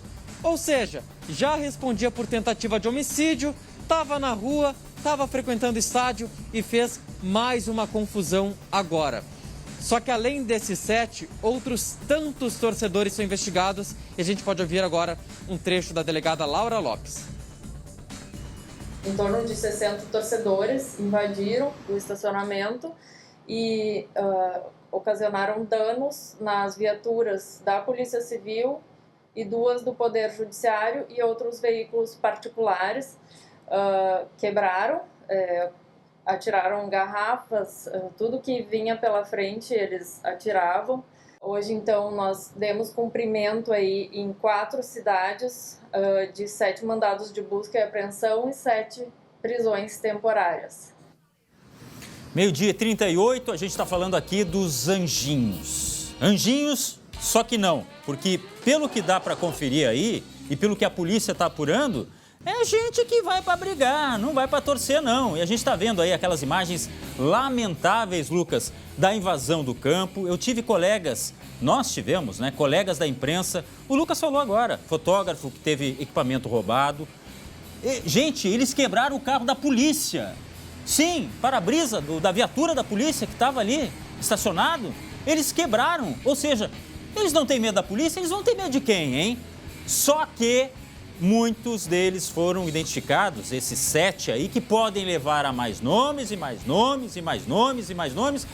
Lucas, eu vou te dizer uma coisa, olha, isso é um castigo também para o clube, que sabe quem é quem nas torcidas, mas deixa o torcedor entrar. Segue daí. Ô Glauco, e eu como torcedor também, frequentador de estádio, fico muito revoltado, porque muitas vezes nós, torcedores comuns, pagamos nossa mensalidade, a associação em dia, gosta de ir pro estádio, comer uma pipoquinha, ver o jogo ali com os amigos, e de repente tu fica impedido de ir no estádio por conta de meia dúzia que gosta de fazer confusão e toda vez volta lá. Só que, Glauco, falei justamente disso porque amanhã retorna a torcida na Arena do Grêmio. Muitos torcedores do bem, a maioria, muita gente na expectativa de dar o apoio pro time. E esses espertinhos estavam planejando voltar lá, Glauco. Não acredito. Não, só um pouquinho. Lucas, repete para mim. Amanhã nós temos jogo pelo Brasileiro. Olha só, você que está em casa, 12h40. Olha a informação que traz o Lucas Abate. O Tribunal de Justiça, Superior Tribunal de Justiça Desportiva, liberou a volta do torcedor para os jogos do Grêmio, que é aquilo que o Grêmio tanto queria. o Grêmio estava sem torcida desde esse episódio, tanto torcida aqui quanto fora do estado. Aí o STJD disse, agora pode voltar a torcida. É tudo que o Grêmio quer nessa luta desesperada para fugir do rebaixamento. E aí o Lucas vem com essa informação. Eles estavam planejando fazer de novo. É isso, Lucas, eu ouvi mal. Olha, Glauco, ouviu tão bem que eu vou chamar a delegada, agora um trecho da delegada, que ela fala justamente sobre essas conversas interceptadas. Eu falei e agora a delegada fala. Nós aprendemos hoje os aparelhos celulares, né, dos envolvidos, e foi identificado ali que, inclusive, eles planejavam ir no jogo de quinta-feira, disfarçados ali, e falando ali que, inclusive, suspeitavam ali, vamos arrumar um advogado, porque nós precisamos entrar disfarçados, porque em tal lugar nós conseguimos jogar não sei o que na torcida, né? Então já estavam se organizando para o jogo agora de quinta-feira. Olha só, eu tenho um negócio para dizer para vocês. A informação que vem da Arena é de que há uma segurança reforçada, inclusive para esse jogo de amanhã. Já no esporte nós vamos falar mais sobre isso, porque tem a possibilidade do Grêmio ser rebaixado já nesta quinta-feira. Gente, é coisa do futebol. Subir, ser rebaixado, eu sei que é triste, é uma coisa chata, tem a gozação, tem a flauta. Mas não dá para viver em virtude de um clube de futebol. Torcedor virar criminoso. E isso que eles estavam planejando é muito grave. O Lucas trouxe, a delegada falou aqui também, eles estavam planejando, gente, mais uma vez, fazer violência no jogo, logicamente prevendo que alguma coisa poderia acontecer. E vou te dizer o seguinte, nem se o Grêmio não for rebaixado amanhã, é capaz deles fazerem alguma coisa. Porque eles são criminosos. Eles não são torcedores, eles são bichos, eles se transformam em bichos, com o perdão aos bichos que tanto, né, a gente preza. Esses aí não podem ser classificados como torcedores. Então há essa informação de que a segurança foi reforçada. E se perguntar para o Grêmio, Lucas, não, a gente é difícil de controlar porque a administração é da OS. Aí vai na OS, não, mas é que o Grêmio tem nos seus quadros lá o registro de quem é torcedor, quem é mau elemento e tal. Agora, o seu Lucas quer ir no jogo, se ele fosse gremista, o Lucas, aqui é uma brincadeira, tá? Porque o Lucas é colorado, mas vamos lá. Se o Lucas quisesse ir, se o Lucas tivesse o filho dele, gremista, e o Lucas, que é um cara de bem, quiser um jogo desse, não vai ir. Não vai ir porque pela frente vai ter marginais como esses aí, Lucas, que agora o Lucas trouxe a informação de que eles estavam planejando mais uma vez aprontar. Olha, Lucas, é difícil, viu? É difícil. O mundo do futebol, se fosse só do futebol, seria bom. E eu fico muito triste, Glauco, por esses torcedores, tanto gremista quanto colorado, porque eu já lembro de situações de entrar dentro do estádio e daqui a pouco ter que pensar, não, se eu sentar aqui é perigoso porque aquela torcida briga, porque ali dá confusão. Então imagina, Glauco, uma pessoa quer levar o filho, quer ir tranquilo pro estádio e agora tem que se preocupar que vai ter um malandro lá, o torcedor, o criminoso, que está planejando tocar a garrafa, tocar seja o que for dentro do campo e daqui a pouco ser atingido. Realmente é muito complicado a gente se colocar no lugar desses torcedores comuns. O torcedor é aquele que paga a associação, compra a camiseta, tá lá no clube, tá sofrendo junto, porque esses, Glauco, eu tenho certeza, não estão sofrendo com essa situação do Grêmio. Eles querem a baderna mesmo, eles querem a confusão. E eu pergunto, o que adianta? O que adiantou quebrar a viatura da Civil? O que adiantou quebrar o carro de outro torcedor? Daqui a pouco o cara tá com o carro financiado lá, todo quebrado, porque um criminoso decidiu quebrar achando que ia resolver alguma coisa pro clube. Uma barbaridade. Por enquanto, muito obrigado mais uma vez, Lucas. Olha, eu vou dizer o seguinte, ó. Posso ser bem sincero? Eu acho que tem muitos desses aí que fazem justamente para aparecer. Não pode, não tem explicação, não é razoável. É fazer, é aprontar justamente para depois se dizer assim, ó, fiquei famoso, apareci no mundo inteiro. Mas é um absurdo, é uma barbaridade. Eu vou dizer o seguinte, para engolir essa, só tomando um pouco mais de água, enquanto isso, deixa eu respirar um pouco, porque tem um recado aí que sorrir é uma conquista, certo? Então confere o recado do André Har. Ei, quer cuidar do seu sorriso? Preste atenção neste recado importante da Sorri Fácil. Boa tarde. Você quer voltar a sorrir? Então aponte a câmera do seu celular para o QR Code aqui embaixo. Eu sou a doutora Isadora Kozlovski e hoje estou aqui para falar com você, que sofre com a perda de um ou mais dentes e tem vergonha de sorrir. Os implantes dentários da Sorri Fácil são a solução para você. Chegou o momento de você priorizar a sua qualidade de vida e conquistar o seu melhor sorriso. Estaremos te esperando com atendimento especial entre os dias 6 e 11 de dezembro, no sábado, dia 11, com horário estendido até às 18 horas. Chegou a hora de voltar a ter confiança para sorrir e se alimentar sem medo. Agende agora sua avaliação pelo QR Code ou ligue 0800 600 3130 ou ainda busque por Sorri Fácil nas redes sociais. Sorri Fácil, sorrir é uma conquista. É verdade, daqui a pouco termina o uso da máscara, ó, tem que estar todo mundo, né, bonitinho. Olha só, fim do mercado financeiro paralelo, pelo menos em Santana do Livramento, porque a Polícia Federal começou o dia atrás de criminosos que faziam lavagem de dinheiro, que movimentou mais de 13 milhões de reais, mais uma vez. Lucas, me conta essa história, é muito dinheiro, 13 milhões é muito dinheiro, Lucas. Mercado financeiro paralelo, Glauco, é um nome bonitinho para lavagem de dinheiro, que era o que esses criminosos faziam na fronteira do Rio Grande do Sul com o Uruguai, conexão com outros estados. Era muito dinheiro movimentado, Glauco, mais de 13 milhões de reais. E na operação de hoje, carro de luxo apreendido, olha só, alguns valores, 78 mil dólares em São Paulo, um valor que ainda não foi totalmente contabilizado, mas vamos multiplicar aí 78 mil vezes 6, já dá para ter uma noção do valor em reais.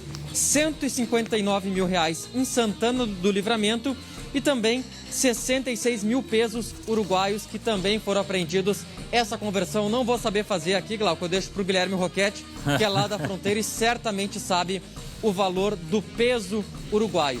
Mas esses valores foram apreendidos nessa operação, que até o momento tem 3 presos em flagrante. O que eles faziam? Transportavam dinheiro, dólar, peso, real, de lá para cá, de um estado para outro, sem fazer a declaração, para tentar ocultar esses valores que muitas vezes estavam ligados com tráfico de drogas, tráfico de armas, enfim, outros crimes que eram ocultados dessa forma, transformando em moedas de outros países. Agora, o Guilherme já fez a conversão, claro, foi provocado R$ 8.250, o equivalente em moeda brasileira. Logicamente que isso aí é, como diriam os americanos, né? Peanuts, é perto do resto lá, é pouquinha coisa, mas é o conjunto da obra que totaliza 13 milhões. Ô, Glauco, a cotação do peso é mais ou menos 8 pesos para cada R$1. Mais ou menos isso, pelo menos, não sei se variou agora um pouco, talvez tenha reduzido um pouco, mas é mais ou menos isso aí. Tá certo, então, nosso consultor financeiro. Muito obrigado, Guilherme, obrigado, Lucas. E olha só, hein, daqui a pouco, mais informações sobre o júri da Boate Kiss, o júri mais aguardado do Rio Grande do Sul, que começou hoje e vai decidir o futuro dos ex-sócios da boate e também dos 2 ex-integrantes da banda gurizada fandangueira, Gabriela Lerina. Mais um destaque para depois do intervalo, Gabi. Isso mesmo, Glauco. Por enquanto, movimentação tranquila agora aqui no Fórum Central, porque é a hora do almoço, mas logo mais a gente conta o que vai acontecer a partir da 1h10 da tarde aqui dentro do Salão do Plenário. Já conto para vocês que eu já vi, olha, emoção, nervosismo, angústia, sensação de expectativa generalizada aqui no Fórum Central. Eu já volto, viu, Glauco? Então tá combinado, daqui a pouco a Gabi com mais informações. E tem esporte, porque afinal de contas o Grêmio não jogou. Mas o Juventude jogou e por tabela deixou o Grêmio numa situação ainda pior. A gente já volta.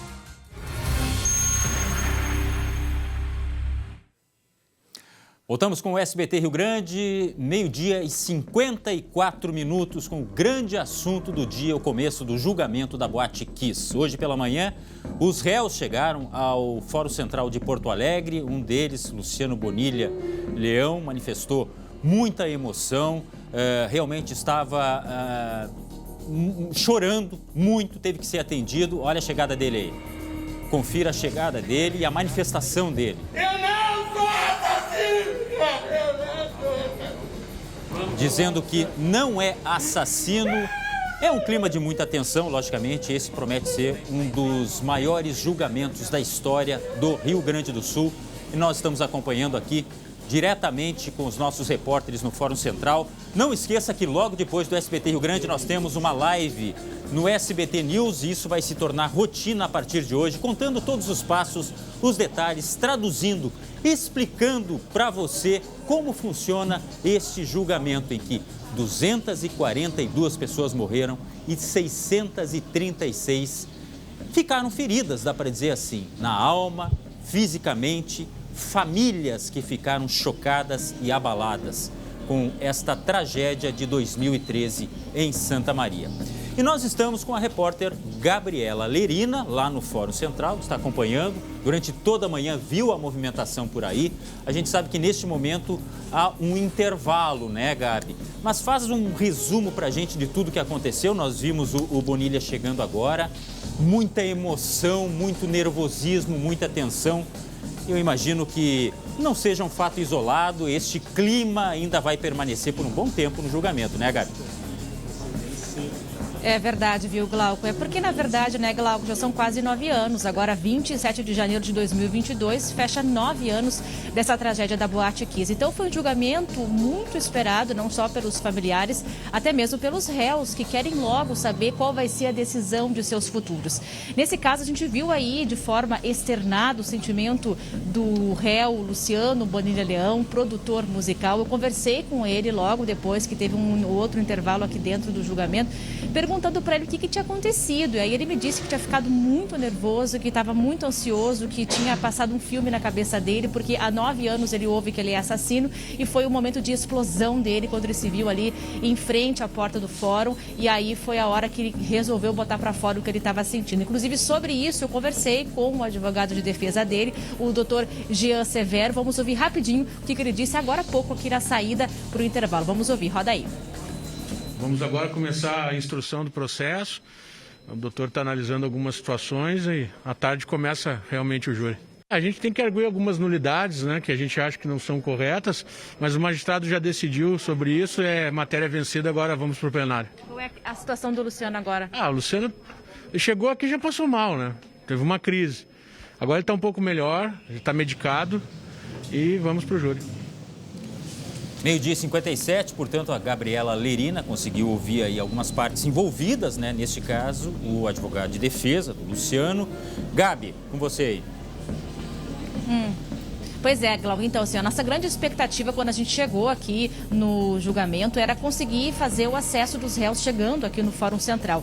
Conseguimos registrar, então, a chegada do Luciano Bonilha e também, só de imagens, ele não quis se manifestar com a imprensa, nem o advogado de defesa, o Jader Marques, nem mesmo o Elisandro Spor, o Kiko Spor, que é o ex-sócio da Boate Kiss e que foi uma pessoa que, durante esses quase 9 anos aí dessa tragédia da Kiss, sempre concedeu entrevistas, sempre disse que não teve culpa, sempre assumiu a situação da Boate Kiss, trouxe explicações à imprensa. Então a gente até tinha uma certa expectativa que ele chegasse aqui e fosse falar.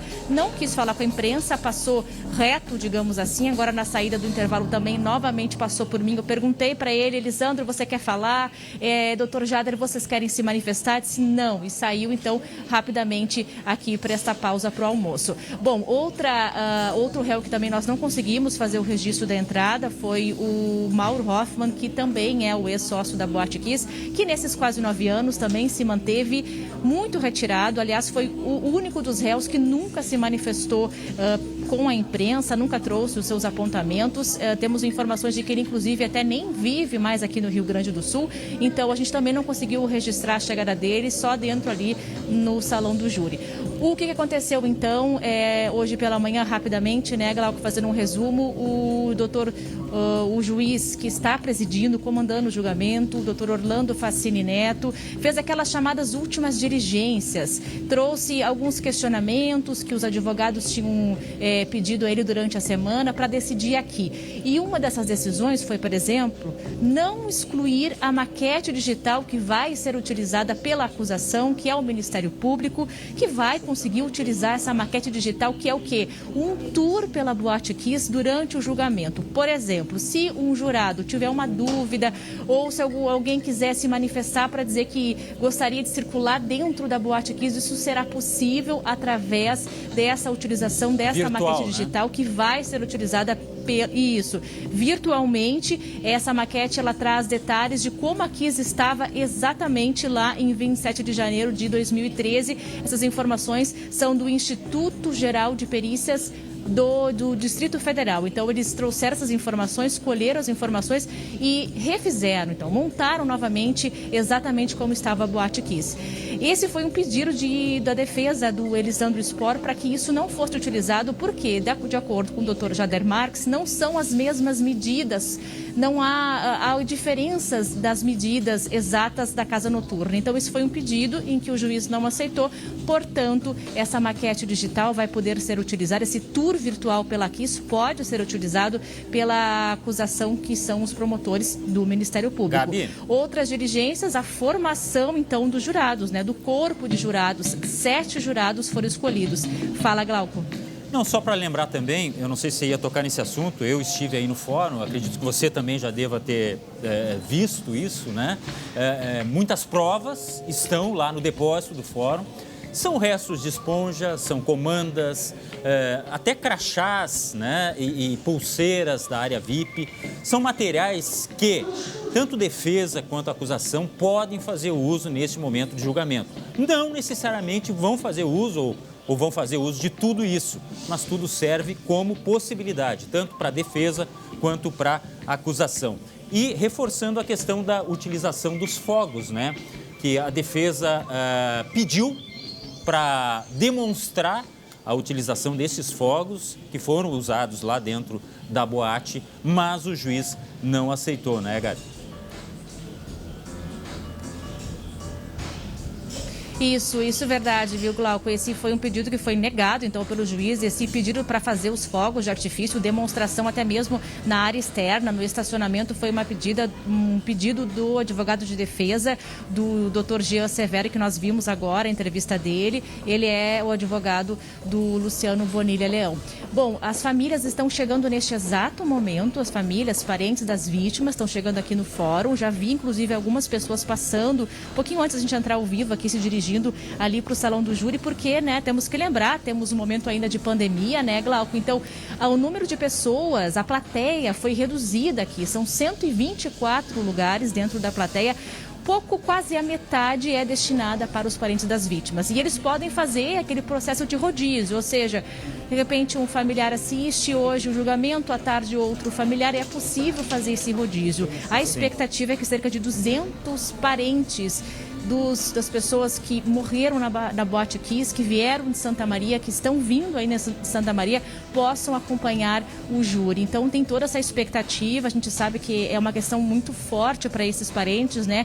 Falar sobre a tragédia na Kiss, ouvir isso, ver cenas, então é um momento de forte emoção. Eu conversei agora há pouco também, Glauco, na saída aqui com a advogada, a doutora Tatiana Borsa, que é a advogada do Marcelo de Jesus dos Santos, o cantor da banda Gurizada Fandangueira. Vamos ouvir o que ela falou sobre a situação do júri. Marcelo, ele está bem abalado. O sentimento que as pessoas, o Luciano extravasou, porque ele queria muito que chegasse esse momento, acredito, né? E o Marcelo, de outra forma, ele está muito introspectivo, está pensativo, está preocupado com a família dele que está aqui também o acompanhando. Então é a maneira dele, são maneiras diferentes, né? Os dois estão se apoiando neste momento. Não, ele não acendeu o artefato. É isso que a defesa vai mostrar, que não teria como ter saído da mão do Marcelo. O início desse fogo, não teria como. Como teria iniciado então? Outras coisas que aconteceram antes, que isso a defesa vai provar e vai mostrar com vídeos e vai mostrar com material que vai ser entregue e que vai ser disponibilizado para a imprensa também. As nossas testemunhas de defesa são componentes da banda, que vão esclarecer realmente como as pessoas da banda saíram. E que não foi isso como o Ministério Público está alegando, como o Ministério Público informou na imprensa, não são verdades isso. Então, são estratégias que agora começam a ser exibidas na prática. Gabi, por enquanto, muito obrigado. Lembrando que a gente continua acompanhando muito de perto tudo o que acontece no julgamento da Boate Kiss nos nossos telejornais. No SBT News você tem a transmissão ao vivo de tudo o que acontece lá no tribunal, diretamente do Fórum Central de Porto Alegre. sbtnews.com.br, a sua fonte segura de informação. E logo depois do SBT Rio Grande nós temos live. Eu repito, isso vai se tornar rotina todos os dias após o SBT Rio Grande, live com especialistas, com as nossas equipes, manifestando, traduzindo para você tudo o que está acontecendo nesse julgamento da Boate Kiss. Agora, 1h04, vamos mudar de assunto e mudar geral, porque é hora de esporte.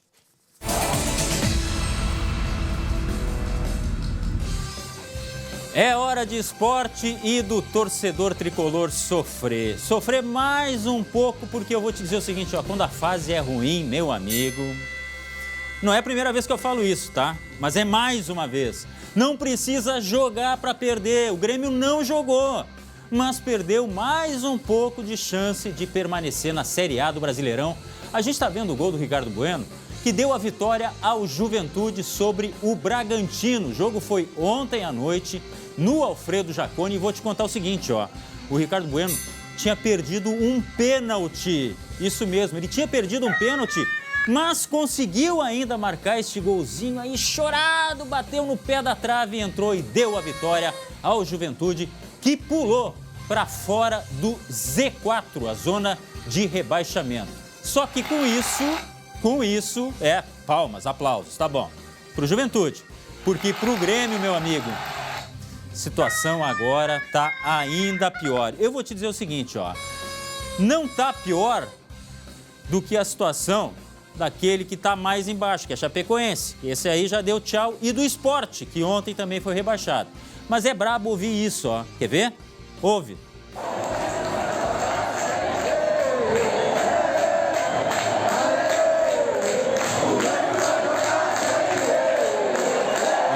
Isso aí é a papada, é a torcida do Juventude entrando na onda, fazendo coro do arerê, que o torcedor do Inter, torcedor do Flamengo, torcedor de um monte de outro clube já cantou em relação a grande possibilidade de rebaixamento do Grêmio. Hoje já passa de 98%. E pode acontecer nesta quinta-feira. Amanhã o Grêmio enfrenta o São Paulo. Onde é que tem madeira aqui? Peraí só um pouquinho. Isso aqui é madeira? É madeira, né? Vamos bater na madeira aqui. Não sei nem se é madeira, mas faz de conta que é. Para o Grêmio não ser rebaixado. Porque tem Grêmio e São Paulo. O Grêmio tem que ganhar de qualquer jeito. Só que tem o seguinte, se não ganhar e o Bahia vencer o Atlético Mineiro, eu sei que é difícil. O Atlético quer comemorar o título, enfim. Pode já definir o rebaixamento do Grêmio, que tem problemas aí, Rafinha suspenso, vai ficar mais um jogo fora. Wanderson e Cortez suspenso pelo terceiro amarelo. E o Guilherme Guedes afastado. Ou seja, quem joga na lateral se apresenta aí na arena, tem chance de jogar nesse time do Grêmio aí. A situação tá terrível, viu? Mas confiamos que pelo menos não seja nessa quinta-feira que o Grêmio consiga levar ainda uma esperança aí. Felipe Melo, esse é o assunto pelo lado do Internacional. Muito se fala que ele pode estar indo pro Internacional. O Felipe Melo se manifestou dizendo que conversou com o Palmeiras, mas não descarta a possibilidade de sair. E já teria, inclusive, conversado com o Inter, lembrando que a esposa dele é gaúcha, ele tem vontade, sim, de vir para cá, mas tem um certo Fluminense que está no meio da história e pode levar o Felipe Melo. Outra, o Inter deve liberar o ingresso para torcedores no jogo da próxima segunda-feira, tá? O Inter pega o Atlético Goianiense para lotar o Beira-Rio, se despedir dos jogos em casa e ainda pensando na Libertadores. Bom, vamos ver o que acontece por aí e, relembrando, estamos de olho na Boate Kiss, daqui a pouco tem live. Fiquem com a gente no SBT News e nos vemos amanhã. Por enquanto, era isso.